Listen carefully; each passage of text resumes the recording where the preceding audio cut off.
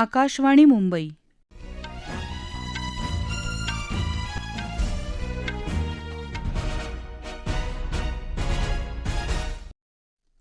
नम्रता कडू राष्ट्रीय बातम्या देत आहे. ठळक बातम्या. केंद्र सरकारनं विद्यार्थी काय शिकू इच्छितात याकडे व्यवस्थेचं लक्ष वळवल्याचं प्रधानमंत्री नरेंद्र मोदी यांचं प्रतिपादन. जुलै महिन्यात राज्य मंत्रिमंडळाचा विस्तार होणार असल्याची उपमुख्यमंत्री देवेंद्र फडणवीस यांची घोषणा. INS शंकुश या पाणबुडीच्या निर्मितीसाठी संरक्षण मंत्रालयाचा माझगाव डॉक शिप बिल्डर्सशी 2,725 कोटी रुपयांचा करार. देशातल्या शेअर बाजारांमध्ये आज ऐतिहासिक उच्चांक. सेन्सेक्स 803 अंकांची तेजी नोंदवून 64,000च्या वर, तर निफ्टी 19,000च्या वर बंद. पश्चिम बंगाल, सिक्कीम, बिहार, आसाम, मेघालय आणि अरुणाचल प्रदेशात पुढच्या 5 दिवसात मुसळधार पावसाची शक्यता. आणि आशियाई कबड्डी स्पर्धेचं विजेतेपद पुन्हा भारताकडेच. आशियाई स्क्वॅश मिश्र दुहेरी स्पर्धेतही भारताला 2 पदकं. शिक्षण ही केवळ शिकवण्याची नव्हे तर शिकण्याचीही प्रक्रिया आहे. इतकी वर्ष विद्यार्थ्यांना काय शिकवायचे यावर शैक्षणिक धोरणाचं लक्ष केंद्रित होतं, पण आता आम्ही विद्यार्थी काय शिकू इच्छितात याकडे लक्ष वळवल्याचं प्रतिपादन प्रधानमंत्री नरेंद्र मोदी यांनी केलं आहे. दिल्ली विद्यापीठाच्या शतकमहोत्सवी वर्षाच्या सांगता समारंभाच्या कार्यक्रमात ते बोलत होते. केंद्र सरकारनं नवीन शैक्षणिक धोरण लागू केलं, त्यामुळे विद्यार्थी त्यांच्या इच्छेनुसार विषयांची निवड करू शकतात. आजकालचे विद्यार्थी पदवीशिवाय नवीन काही करू इच्छितात. त्यांच्या आवडीनिवडीला व्यवसाय बनवण्याची संधी त्यांना मिळेल, असं प्रधानमंत्री म्हणाले. भविष्यकेंद्री धोरण आखल्यामुळे भारतीय विद्यापीठांना आता जगभरात सन्मान मिळत आहे, असंही त्यांनी सांगितलं. प्रधानमंत्र्यांनी आज विद्यापीठाच्या कम्प्युटर केंद्र, तंत्रज्ञान विभाग तसंच शैक्षणिक इमारतीचं भूमिपूजन केलं. आपलं सरकार हे सर्वसामान्य आणि गोरगरीब जनतेला न्याय देणारं आहे. गेल्या 1 वर्षाच्या काळात शासनानं अनेक लोकाभिमुख निर्णय घेतल्याचं मुख्यमंत्री एकनाथ शिंदे यांनी सांगितलं. सातारा जिल्ह्यात पाटण तालुक्यात मरळी इथं, दौलतनगर इथं त्यांच्या हस्ते 128 गावातल्या 122 कोटी 59 लक्ष रुपयांच्या विविध विकास कामांचं भूमिपूजन दूरदृश्य प्रणालीद्वारे झालं. त्यावेळी ते बोलत होते. यावेळी उपमुख्यमंत्री देवेंद्र फडणवीस यांनी दूरध्वनीवरून भूमिपूजन कार्यक्रमास तसंच वर्षपूर्ती निमित्त उपस्थितांना शुभेच्छा दिल्या. राज्य मंत्रिमंडळाचा विस्तार जुलै महिन्यात होणार असल्याची घोषणा उपमुख्यमंत्री देवेंद्र फडणवीस यांनी आज औरंगाबादमध्ये वार्ताहरांशी बोलताना केली. मुख्यमंत्री एकनाथ शिंदे आणि ते काल रात्री दिल्ली दौऱ्यावर गेले होते. त्याविषयी बोलताना त्यांनी ही माहिती दिली. राज्याचे अनेक प्रश्न असतात, त्या संदर्भात आपल्याला भेट घ्यावी लागते, त्याचा पाठपुरावा करावा लागतो. अनेक वेळा त्या संदर्भातल्या बैठका देखील असतात आणि अर्थातच तुमचा जो आवडता प्रश्न आहे तर विस्तार देखील आम्हाला करायचाच आहे. मुख्यमंत्री त्याबद्दल निर्णय घेतीलच, पण मला असं वाटतं की जुलै महिन्यामध्ये आम्ही विस्तार करू. मंत्रिमंडळ विस्ताराची नेमकी तारीख आणि अधिक माहिती सांगायला त्यांनी नकार दिला. मुख्यमंत्री एकनाथ शिंदे यावर अंतिम निर्णय घेतील, असं ते म्हणाले. आठवड्याभरात हा विस्तार होईल असा दावा शिवसेनेच्या एकनाथ शिंदे गटाचे आमदार संजय शिरसाट यांनी केला. राज्याच्या मंत्रिमंडळ विस्तारात रिपब्लिकन पक्षाला मंत्रिपद देण्याची मागणी रिपब्लिकन पक्षाचे राष्ट्रीय अध्यक्ष रामदास आठवले यांनी केली आहे. बीडमध्ये ते आज बातमीदारांशी बोलत होते. राष्ट्रपती द्रौपदी मुर्मू येत्या आठवड्यात महाराष्ट्र दौऱ्यावर आहेत. गडचिरोलीतल्या गोंडवना विद्यापीठाच्या दीक्षांत समारंभात राष्ट्रपती 5 जुलै रोजी प्रमुख पाहुण्या म्हणून सहभागी होणार आहेत. त्यानंतर त्या नागपूरला भेट देणार आहेत. 6 जुलै रोजी त्या मुंबई दौऱ्यावर येणार आहेत. राष्ट्रपती वर्ध्यातल्या महात्मा गांधी आंतरराष्ट्रीय हिंदी विश्वविद्यालयाच्या दीक्षांत समारंभात सहभागी होणार होत्या, मात्र राष्ट्रपतींचा वर्धा दौरा रद्द झाला असल्याची माहिती कुलगुरू प्राध्यापक रजनीश कुमार शुक्ल यांनी आज दिली. राष्ट्रपतींच्या 5 जुलैच्या कार्यक्रमांमध्ये नागपूरजवळ कोराडी मंदिर परिसरात श्री महालक्ष्मी जगदंबा देवी दर्शन, सांस्कृतिक केंद्राची पाहणी आणि लोकार्पण असे कार्यक्रम नियोजित असून मंदिरातल्या अन्नछत्र सभागृहात त्या नागरिकांना संबोधित करणार आहेत. या दौऱ्यासंबंधी आज प्रशासकीय यंत्रणेनं नागपूर विमानतळ, राजभवन आणि कोराडी मंदिर परिसरात प्रत्यक्ष भेट देऊन सुरक्षेचा आढावा घेतला.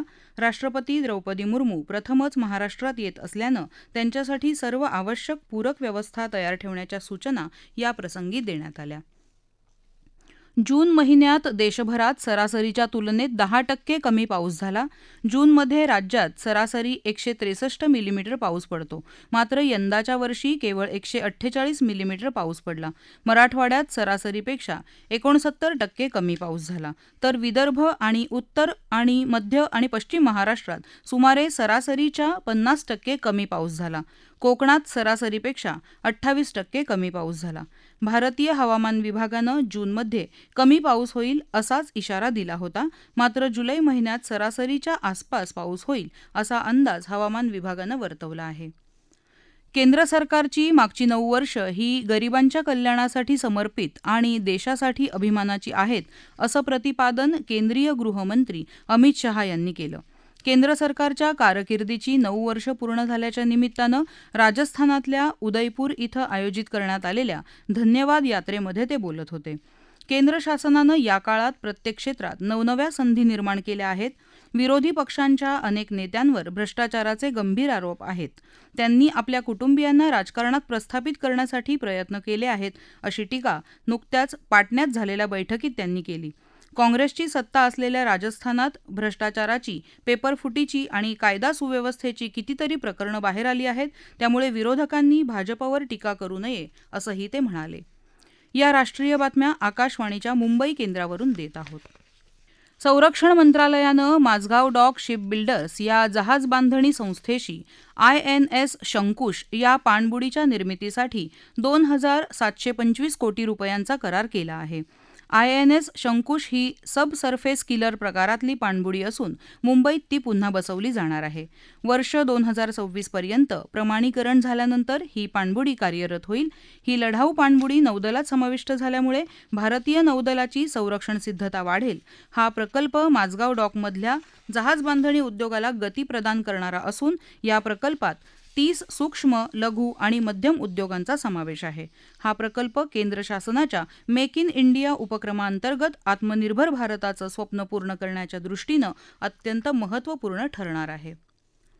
MK-1A या हलक्या वजनाच्या नव्या जातींच्या विमानांचं वितरण पुढच्या वर्षी फेब्रुवारीत सुरू होण्याची अपेक्षा असल्याचं संरक्षण मंत्रालयानं म्हटलं आहे. तेजस या लढाऊ विमानांची ही प्रगत जात आहे. ही विमानं लांब पल्ल्यापर्यंत एकाच वेळी अनेक शस्त्रांचा मारा करण्यास सक्षम आहेत. तेजस या देशी बनावटीच्या या लढाऊ विमानांना भारतीय हवाई दलात सामील होऊन उद्या 7 वर्ष होत आहेत. त्यांचं 2003 मध्ये या विमानांना तेजस हे नाव दिलं होतं. देशातल्या शेअर बाजारांनी आजही तेजी कायम ठेवून ऐतिहासिक उच्चांक प्रस्थापित केले. सेन्सेक्स 803 अंकांची तेजी नोंदवून 64,719 अंकांवर बंद झाला. तर निफ्टी 217 अंकांची वाढ नोंदवून 19,189 अंकांवर स्थिरावला. सेन्सेक्स पहिल्यांदाच 64,000 आणि निफ्टी पहिल्यांदाच 19,000 अंकांच्या पलीकडे जाऊन स्थिरावला आहे. यंदाच्या आशियाई कबड्डी स्पर्धेचं विजेतेपद भारतीय संघानं पटकावलं आहे. दक्षिण कोरियात बुसान इथं आज झालेल्या अंतिम सामन्यात भारतानं इराणचा 42-32 असा पराभव केला. भारतानं या स्पर्धेत आत्तापर्यंत 9 पैकी 8 वेळा अजिंक्यपद पटकावलं आहे. या स्पर्धेत यंदा 6 संघ सहभागी झाले होते. आता चीनमध्ये हांगझोऊ इथं 23 सप्टेंबर ते 8 ऑक्टोबर या कालावधीत होणाऱ्या आशियाई स्पर्धेत भारतीय कबड्डी संघ खेळणार आहे. चीनमधल्या हांगझाऊ इथं आशियाई स्क्वॅश मिश्र दुहेरी स्पर्धेत आज भारताला 2 पदकं मिळाली. दीपिका पल्लिकल आणि हरिंदर पाल संधू या भारतीय जोडीनं सुवर्णपदक पटकावलं. या तिसऱ्या मानांकित भारतीय जोडीनं दुसऱ्या मानांकित मलेशियाच्या जोडीचा 2-0 असा पराभव केला. तर अनाहत सिंग आणि अभय सिंग या भारतीय जोडीनं कांस्य पदकाची कमाई केली. सप्टेंबरमध्ये याच ठिकाणी होणाऱ्या आशियाई स्पर्धेची ही चाचणी स्पर्धा होती. प्रधानमंत्री नरेंद्र मोदी उद्या मध्य प्रदेशमध्ये राष्ट्रीय सिकल सेल ॲनिमिया निर्मूलन मोहीम सुरू करणार आहेत. विशेषतः आदिवासी लोकांमध्ये सिकल सेल ॲनिमिया रोगामुळे आरोग्याशी संबंधित उद्भवलेल्या आव्हानांना तोंड देणं हे या अभियानाचं उद्दिष्ट आहे. यावेळी ते लाभार्थ्यांना सिकल सेल जेनेटिक स्टेटस कार्डचं वितरण करतील.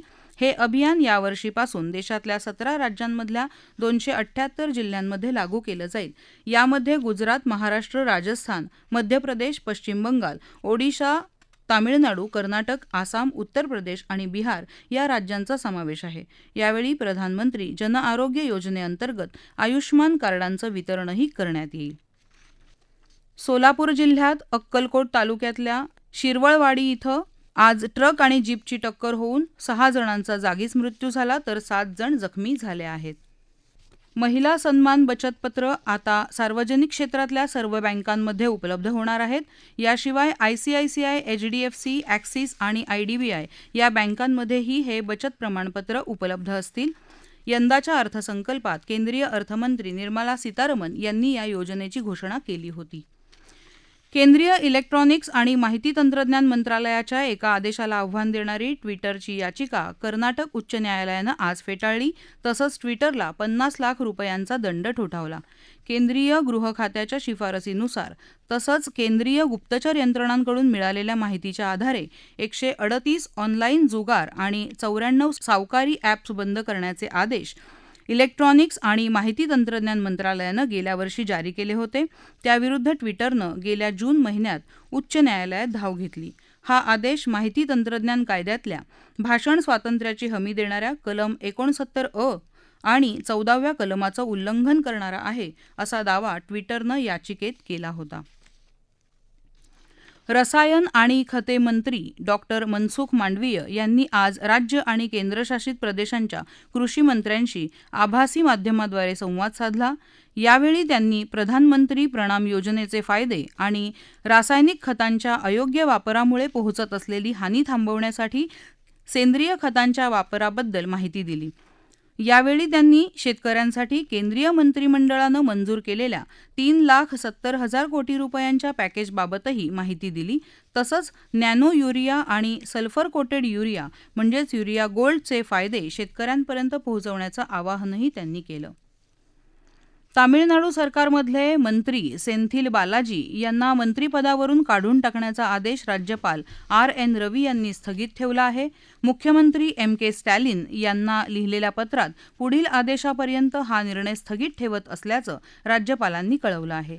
या मुद्द्यावर महाधिवक्त्यांचं मत घेण्याचा सल्ला केंद्रीय गृह मंत्रालयानं राज्यपालांना दिला आहे असं या पत्रात नमूद केलंय. राज्यपाल RN रवी यांनी काल सेंथिल यांना मंत्रिपदावरून काढून टाकण्याचा आदेश दिला होता. केंद्र शासनानं 3 जुलैपासून निवडणूक रोखे विक्री करण्यासाठी मंजुरी दिली आहे.